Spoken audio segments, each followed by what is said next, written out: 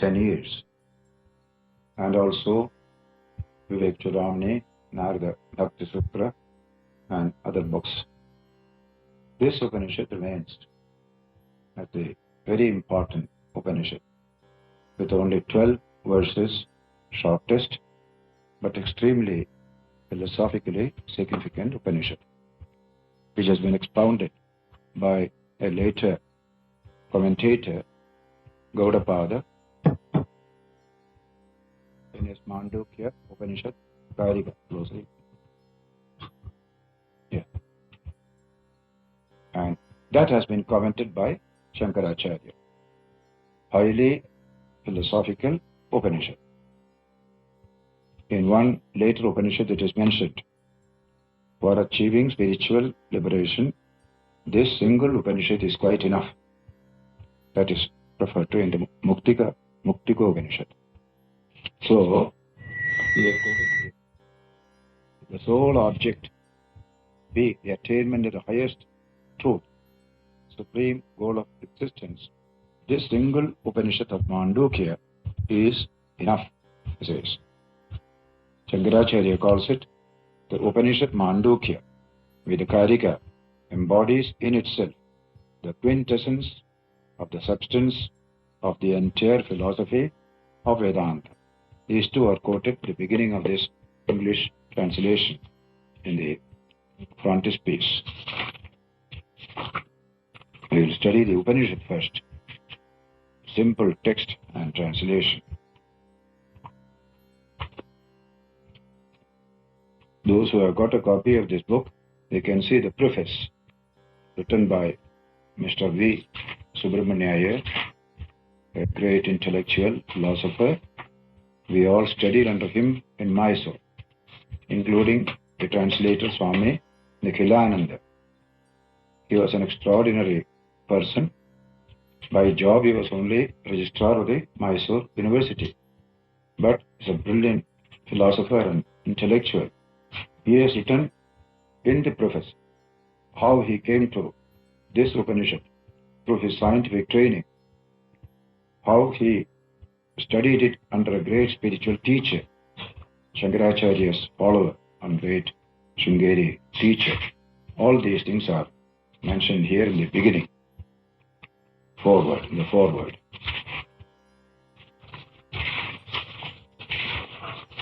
One of his books, recently published by his daughter, Wisdom. Did I get a copy last time here? Oh, it has just been published for free distribution. V. Subramania's second volume. First volume was Tattvajnana, Philosophy of Truth, 10 years ago. His writings, correspondence with famous scientists and philosophers of the West, all these things. Subramania passed away sometime in 1950. By that time, number of Swamis of the order had gone through his course of philosophy and study in Mysore from 32, including Swami Bhuteshananda, Vice President, who came here. He was in the first batch with Subramania's studies. A wonderful person, very devoted to Sri Ramakrishna, Swami Vivekananda and the Swamis of the order, saying the greatest philosopher is Sri Ramakrishna, where knowledge of truth, both internal, external, in complete form, you found in Sri Ramakrishna. We will often refer to Sri Ramakrishna in the class.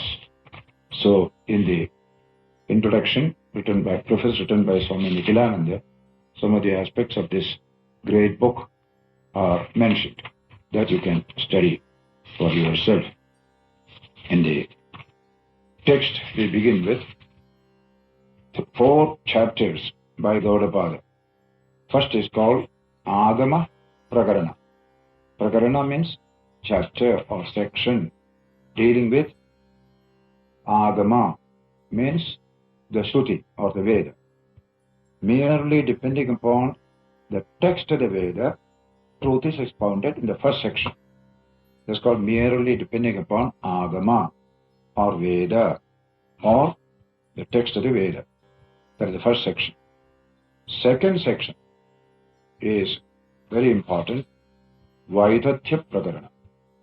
The section dealing with the unreality of all duality. Vairathya means unreality. And that is based on reason. By exercise of human intelligence, penetrating study of experience, we realize the unreality of all duality. Third is Advaita Prakarana, establishing the truth of non-duality of pure consciousness of the Atman. World is unreal. Then what is real? Pure consciousness. One and non-dual. That's the only reality. That's the third section. And the last section, Alada Shanti Prakarana. Various philosophical objections to this great Advaitic truth. They are handled in a long chapter and discussed, finally establishing the truth of Advaita, non-duality. This is the Mandukya Upanishad Karika. So the Upanishad is expounded in the Agama Prakarana, the first section. One by one the verses are taken. That is expounded in a series of verses by Gaudapada. So we will get original text, Gaudapada's text, expounding the original text in the first book. That's what we shall do first. It's called Agama. Is a word for the Vedas. Agama Prakarana. First text comes here. The first text is Harihi Om, salutations to the Supreme Lord, Hari, the self and the heart of all beings. That's the meaning of Hari. Says here, Om ityetadaksharamidam sarvam. All this universe is nothing but Om, the syllable Om. Om ityetadaksharamidam sarvam. Om is all this. Tasya upavyakhyanam. Its clear exposition is being attempted here. What is that? Bhutam bhavat bhavishyaditi. All that is past, all that is present, all that is future is verily Om. All time is comprehended, present, past and future. That which is beyond the triple conception of time also is Om. So Om is time, Om is eternity. What belongs to past, present and future, what belongs to the transcendental beyond time and space. That is just the first mantra, first text. Harihi Om. Om, the word, is all this. A clear explanation of it is the following. All that is past, present and future is verily Om.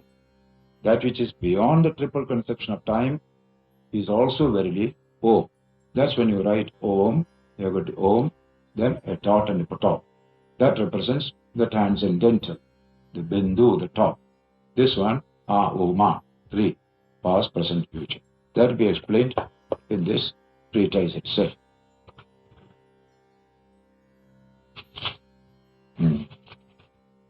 Om, Shankara's commentary says in the beginning itself, as all diversified objects that we see around us, indicated by names, are not different from their corresponding names, as the different names are not different from Om. Therefore, all this is verily Om, sound, and the final first sound is Om. As a thing is known through its name, so the highest Brahman is also known through Om as its name. Therefore, the highest Brahman is verily Om. This treatise is the explanation of that Om, yes, which is of the same nature as the higher and the lower Brahman. Brahman in manifestation, Brahman transcendent. Om represents Brahman in manifestation, Brahman that is transcendent. Upavyakhyanam means clear explanation. Om is the means to the knowledge of Brahman on account of its having the closest proximity to Brahman. The word says, Prastutam means commences. That which is conditioned by the triple conception of time, past, present and future is verily Om for reasons already explained. And all that is beyond the three divisions of time, that is unconditioned by time, and yet known by their effects, which is also called Avyakrita, the unmanifested. That also is verily Om. These are all here.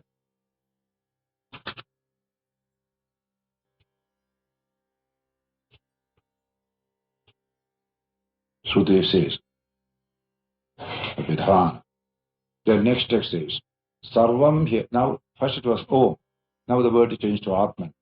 Sarvam Hyetat, this is Brahma. All this universe is Brahman. I am Atma Brahma. This self of man is Brahman. This is a very great utterance it's considered to be.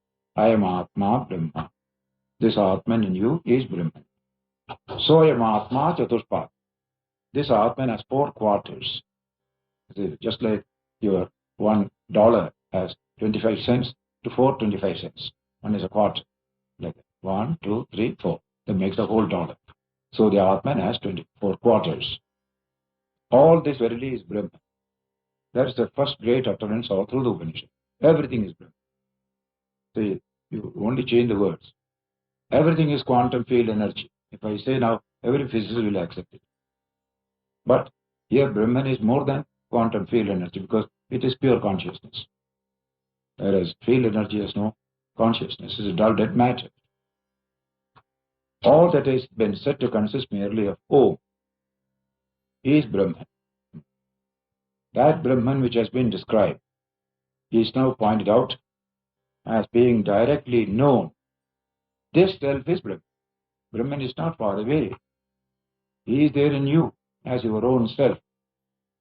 So that he is closest to you, not far away. All through the Upanishads, you will speak of Brahman. Then you will say, he exists in you as your consciousness, as yourself. This is divided into 4 quarters.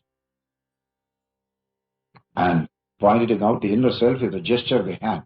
Teacher, that is the gesture of the hand. This Brahman is this Atman in you, and this Atman is 4 quarters. There. Pada. Say cow has 4 feet. Pada means feet. 4 feet. 1, 2, 3, 4. Like that. But not exactly feet. Here got 4 quarters of a coin, known as Karshapana. In those days, 1 rupee and 4 anna is called 1 rupee. Karshapana, Vedic time coins that time. Knowledge of the 4th state or quarter is Turiya, the transcendental. Is attained by merging the previous 3 into 1. All the first 3 merges into the 4. Merge into the 4.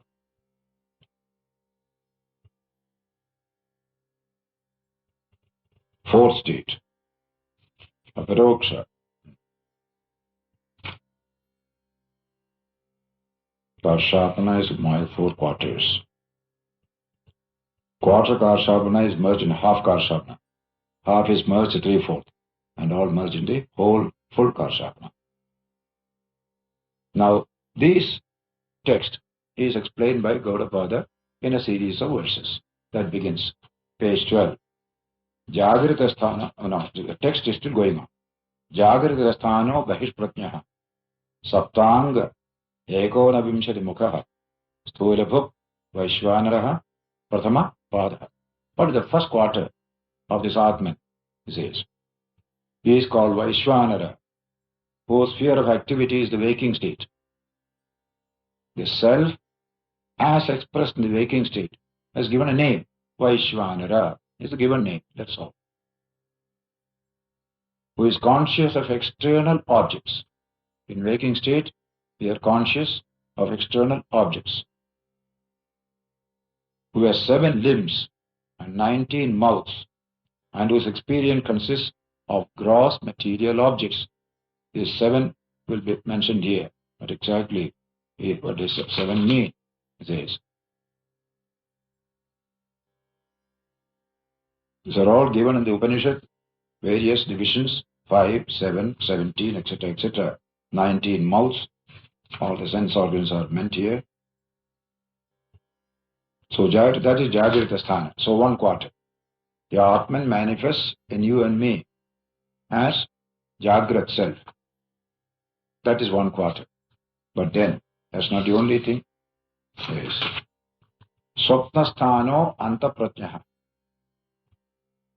The second quarter is the Taijasa, whose sphere is dream. Taijasa means light.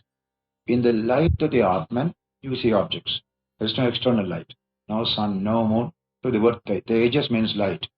Energy and light, both are Tejas. The special quarter is the dream, which is conscious of internal objects. No external objects we see, only internal objects. Again, 7 limbs and 19 mouths, who experiences the subtle objects. The whole experience of dream is experience of subtle objects. This is gross, that is subtle. These two. Swapnasthana means waking dream state.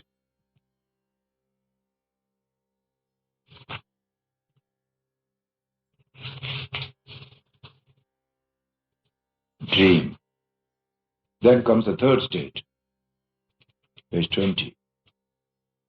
Yatra supto na kanchana kamam kamayate na kanchana swapnam pashyati tat sushuptam. That is called sushupti. Sushupti means deep sleep. When the sleeper does not desire any objects. No desire for food in sleep, isn't it? No desire at all in sleep. And then does not see any dreams. That is. The third quarter of the Sushupti state is called Prajna, whose sphere is deep sleep. Self has Prajna, Vaishvanara, Taijasa, Prajna. 3 names are given for each state. The Atman manifesting waking state, Vaishvanara. Atman manifesting as dream, self, Taijasa. Atman manifesting in sleep state as Prajna. Yes. In this sleep and in the Prajna manifestation of the self, all experiences become unified or undifferentiated, who is verily a mass of consciousness entire. What is sleep? Just a mass of consciousness, without any object. Objectless consciousness is what you get in sleep, who is full of bliss. That also. In sleep we feel entire bliss, who experiences bliss, who is the path leading to the knowledge of the 2 other states. He says, Cheto Mukha. If you want to come to the dream and the waking, you have to pass through the sleep. From the sleep you can enter back into dream, into waking. In today's analysis of brain waves, EEG, you'll find EEG, you'll find a certain type of waves. You are in sleep. A certain type of wave suddenly come. You will come to the waking, a dream. You can easily dream presentations are different in the what you call wave pattern. Then when you come to the conscious state, quite a different pattern. And sometimes you can see moving from one to the other. Whenever you examine a sleeping person, so many such studies are being made today. Electroencephalogram, right now. Sleep, says. Waking, dream and sleep. All this detailed Cheto Mukha, very important word. Therefore it's called Cheto Mukha. Characterized by empirical consciousness, is a doorway leading to the experience of dreams. Therefore it is called Cheto Mukha. It is Prajna, because it is conscious of the past and the future, as well as of all objects. Prajna has got all these experiences. As soon as an object comes, it experiences. Object is not there, it keeps quiet. It is like that. When teacher is sitting in the class, students are there, he teaches. If not, he keeps quiet. He will read a book. That's all. Prajna. Undifferentiated consciousness. In the other states, consciousness exists, but it is experience of variety. So consciousness without duality is sleep. Consciousness with duality is dream and waking. And consciousness is there. That's why today the subject of consciousness is so important. So many seminars and discussions, books are coming. Nature of consciousness. On January 1st, we had a seminar in Bangalore in the Institute of Mental Health Neurosciences. They invited me. So I spoke there. Science of Consciousness in the light of Vedanta and Yoga. That will come in their journal, and Prabhupada Bharata also, June, July, and August issues it may come. This subject is very important, nature of consciousness. Prajna, thus described, is the third quarter. These are the 3 quarters. This Prajna, when you come to that level, the next verse, 6 says, Esha Sarveshwaraha, Esha Sarvatnyaha, Esho Antaryami, Esha Yonihi, Sarvasya Prabhavapyohi Bhutanam. At that state, without referring to your dream or my dream, my sleep or your sleep, just that state, if you look at it without any of these individual association, what is that? This is the Lord of all. Consciousness in that state is the Lord of all. This is the knower of all. This is the controller within. This is the source of all. And this is that from which all things originate, in which they finally disappear. From Prajna, waking and dream come. Into Prajna, waking and dream go. That is the final state. Therefore, it is called the Lord of all that way. This, in its natural state, is the Lord of all, says Shankara's commentary. The entire physical and superphysical universe is called the all. He, the Ishvara, is not something separate from the universe as others hold. Dualists hold. God and the universe are separate. He said, no. The world has come from the Lord. It subsists in the Lord, goes back to the Lord. So that state of consciousness from which 2 other states come, into which they both merge, that is the Lord. The Shruti says, O good one, prana is that in which the mind is bound. He is omniscient, because he is the knower of all beings in all their different conditions. He is the Antaryamin, the inner self. Therefore, he is called the origin. From him proceeds the universe. Being so, he is verily that from which all things proceed, into which all things disappear. If you carefully look at it purely as a scientific investigation, that state of sleep called Prajna, from which all the universe came, into which all went in. Therefore, that is characteristic of Brahman, which is from which the universe comes, into which it returns, and in which it lives. That way he said. Now comes Gaurabada's Karika on these verses, because after this will come the 4th pada, which is Turiya. In explanation of the foregoing text, there are these verses by Gaudapada. Bahishpratnyo vibhurum vishyo antapratnyastu tejasah ghanapratnyastatha prajnah eka eva trutha smrtah. Vishwa, the first quarter, is he who is the all-pervading and who experiences the external gross objects, the waking state. Tejasa, second quarter, is he who cognizes the internal, the subtle objects. Take, for example, our subconscious. Who experiences the subconscious? Yourself. Yourself in that state is what Tejasa. Who experiences the conscious states? Yourself. That's called Vaishvanara. So Vaishvanara, Tejasa. Finally, when all this disappears in sleep, that is the Prajna. Prajna is he who is a mass of consciousness. Just a mass of consciousness without any object. It is alone, one. It is one alone who is thus known in the 3 states. The same self is known in the 3 states by 3 different names, but the self is one. That is the decision of this text. Now, these subjects you will find no book in the world. They study in the West. It started from Freud, a little study of the mind, and then a little subconscious, unconscious study started.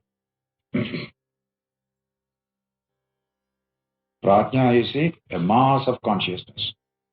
In the other case, a consciousness mass, a portion of the mass become an object to see in waking and dream. Here, the whole thing is a mass. No separate cut off as a object to see. Suppose the whole solar system was part of the sun. There is no planet at all. Only the sun. But the sun separates and becomes a planet. The sun reflects on the planet. Similarly here, in waking and dream, consciousness splits into this and that. But in this, it is absorbed into itself. That is the state. The implication of the passage is this, says Shankaracharya, that Atman is as witness, distinct from the three states.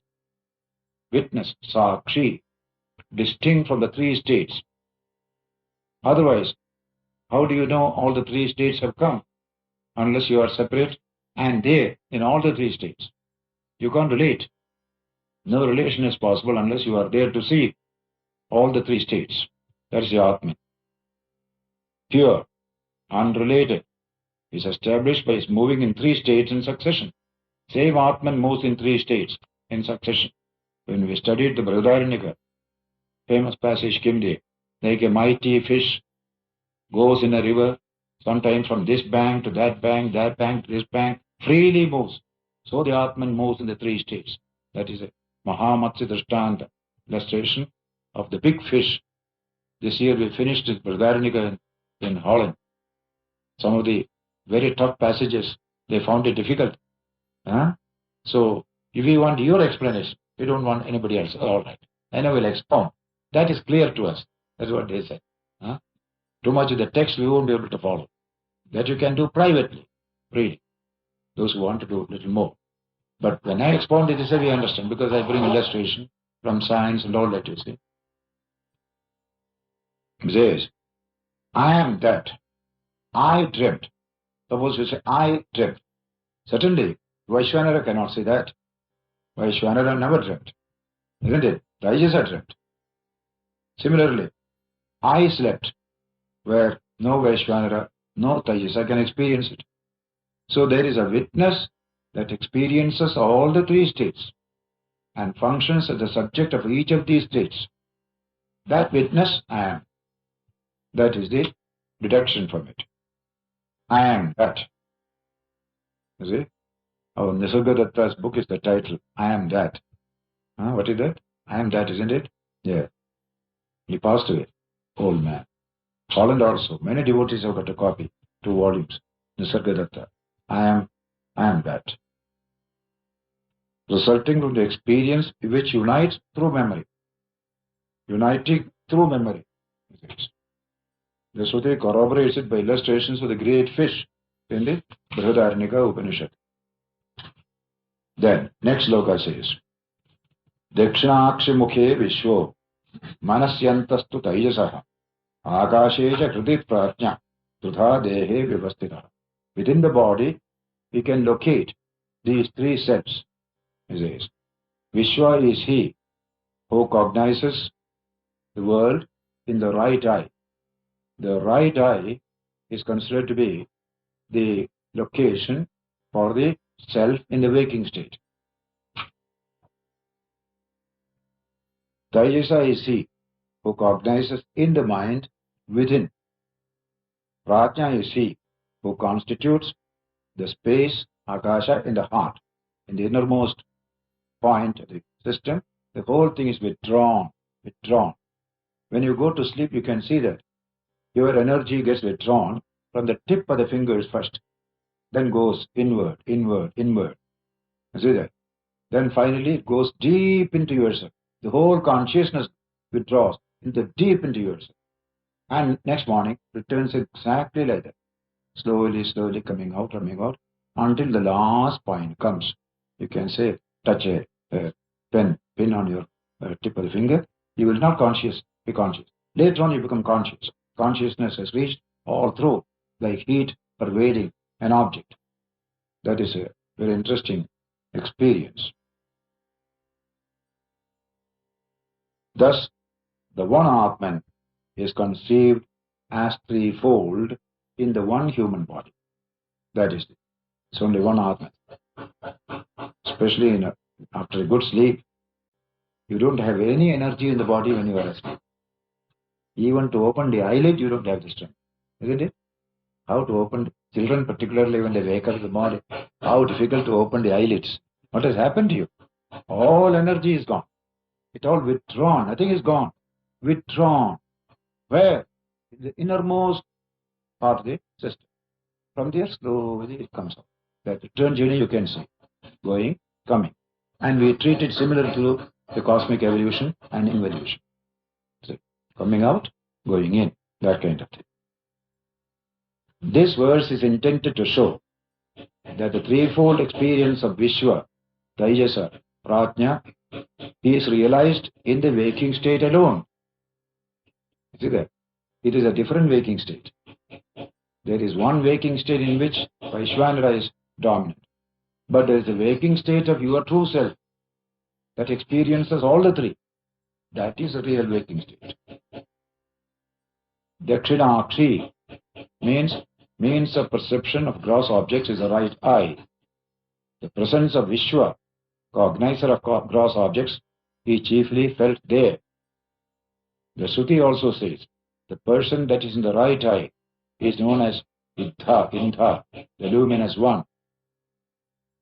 What exactly is the concept of it? Now, we have studied the brain and very interested to know, right hand is controlled by the left half of the brain. Right half of the brain controls the left side. Just the opposite. This controls this, this controls this. So all right side activity is controlled by the left ventricle of the brain. And this is logical. And this is emotional, intuitive. This controls the left side. That's present day theory.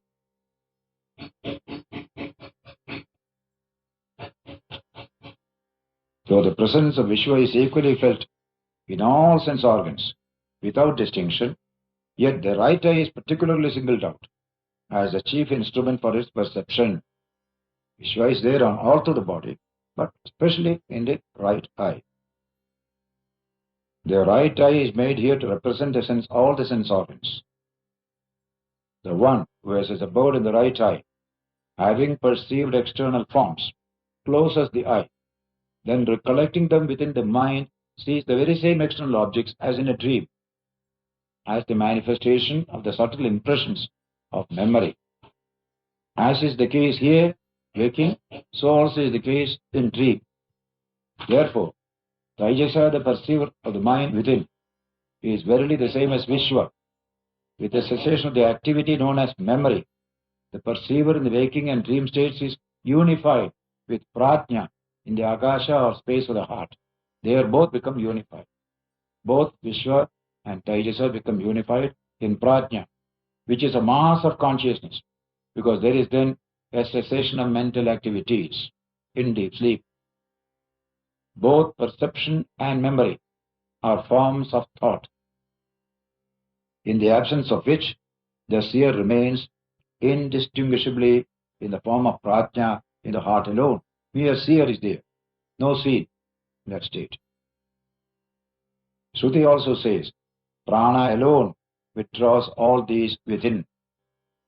Taijasa is identical with Hiranyagarbha, that is, the first product of cosmic evolution is called Hiranyagarbha, cosmic mind, on account of its existence being realized in the mind. It's a purely mind concept, cosmic mind.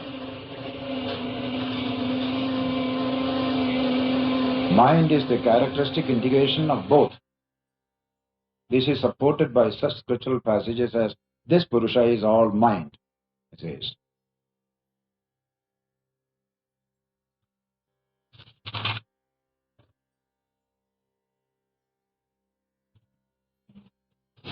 In the absence of the seed of cause, page 30 says, at the time of sleep and the solution of the cosmos, which can be destroyed by knowledge alone, the universe can be destroyed, the seed of the universe can be destroyed only by knowledge alone.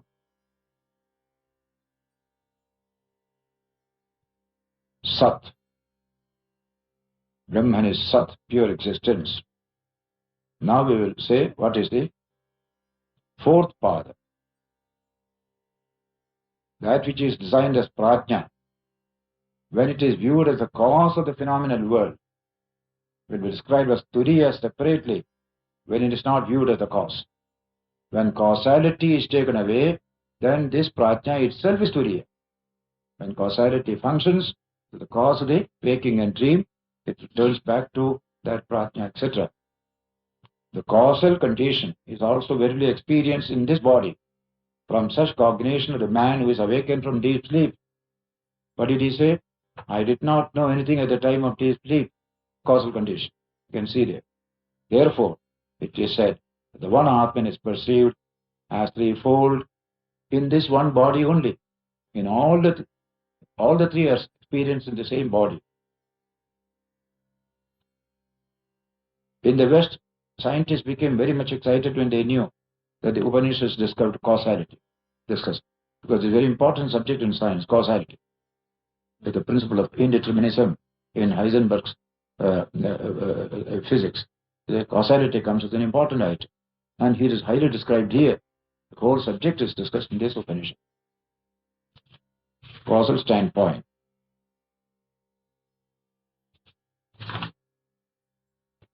Then, third verse, page 34. Vishwo hi stholabhum nrityam taijasa pravivikta bhuk ananda bhuk tatha prajnaha tatha bhogam nibodhata. Vishwa always experiences the gross object. That is the waking state. Taijasa always experiences the subtle aspect. And prajna is the blissful.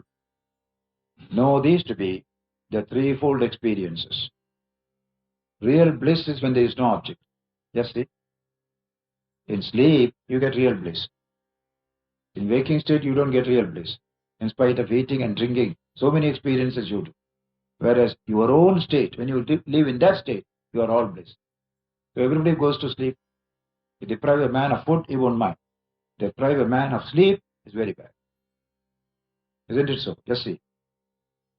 So that you are a mass of real bliss is your nature. Vedanta also comes to this conclusion. External objects do not give you that joy, as when you realize your own form, without any external connection. Both are there. Then, Trishu dhamasu yad bhojyam bhoktayascha prakirtitaha vedaid ubhayam yastu sabunjano nalipyate. He who knows both the experiencer and the objects of experience that have been described, associated with the three states, is not affected through experiencing the objects. Those who know this truth, they won't get attached to either one or the other. It is like that Taoist sage who said, I dreamt I was a butterfly. Whether butterfly dreams that it is I, or I dream I am the butterfly, I don't know which is the correct position just now. He said that. In the three states, Shankara says, namely waking, dream and sleep, one and the same object of experience appears in threefold forms, as the gross, the subtle and the blissful. The experiencer of the three states known differently as Vishwa, Taijasa and Prajna has been described as one on account of the unity of consciousness implied in such cognition as I am that, I am common to all the three states. Absence of any distinction in respect to the perceiver. When you correlate three experiences in one form, that means you are the one experiencer of all the three experiences. He who knows the two experiences are the objects of experience, appearing as many in the form of subject and objects of experience. Though enjoying them, he is not affected thereby. You know your detachment. I am not the Vaishya. I am not the Tejasa. I am the one that exists in all the three. With this knowledge, you won't get caught in a particular experience. It's called detachment. Therefore, because all objects of experience are experienced by one subject alone, as the heat of the fire does not increase or decrease by consuming wood, so also nothing is added to or taken away from the knowingness or awareness of the Atman by its experience of that which is the object. The Atman doesn't become extra by experiencing external objects, internal objects. It's always the same. Unity of the experiencer, the three states. Then, Prabhavas Sarvabhavanam Satam iti Vinishchayah Sarvam Janayati Pranascheto Amshun Purusha Pratak. It is thoroughly established that the coming into effect can be predicated only of all positive entities that exist. You can speak of cause and effect connection of only of positive entities. Something exists, you can say it was this, it became this. And non-positive entities, you cannot say that. The prana manifests all. It is the energy that manifests all. Purusha creates the conscious beings, jivas, in their manifold form separately. The self manifests as the three, and prana manifests all the objects of perception, waking, dream, and taking the self back from all this into the deep sleep state. Manifestation can be predicated of positive entities only. Comprehended are the different forms of Vishwa, Taijasa, Pratnya. This is thus explained. However, one sloka is quoted here. Neither in reality nor in illusion can the son of a barren woman be born. That is an example in all Sanskrit Vedantic literature. It is a contradiction in terms. How can there be a son for a barren woman? Impossible. Neither in reality nor in illusion. It is a fact. If things come out of non-entity, Brahman, whose existence is inferred from experience, will itself be rendered a non-entity. From nothing, nothing can come. From something, only something can come. That's logic.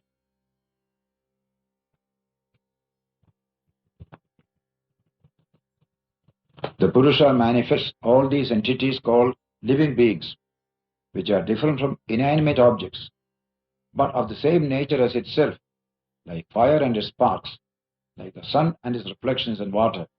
Prana, the causal self, manifests all other entities, like the spider producing the web. These are all referred to from various passages in the Vedas. Vibhutim prasavam tvanye manyante srishticintakaha swaptamaya surupeti srishtiranye vigalpita. What is the nature of creation? Several thinkers have several opinions.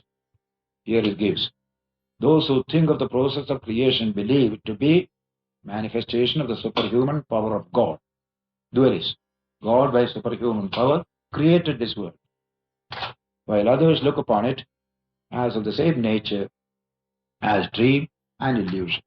Just like from the mind, they just create and withdraw. There is no real entity there. Juggler throws the thread up. One of the ancient jugglery in India. Many Western people write about it. Nobody can show it now, that jugglery. Neither Rama, Polderman of Holland cannot show. They throw a thread up. You see? Some foreign writers have said we saw once.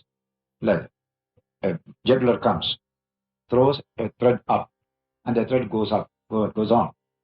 After some time, two boys come.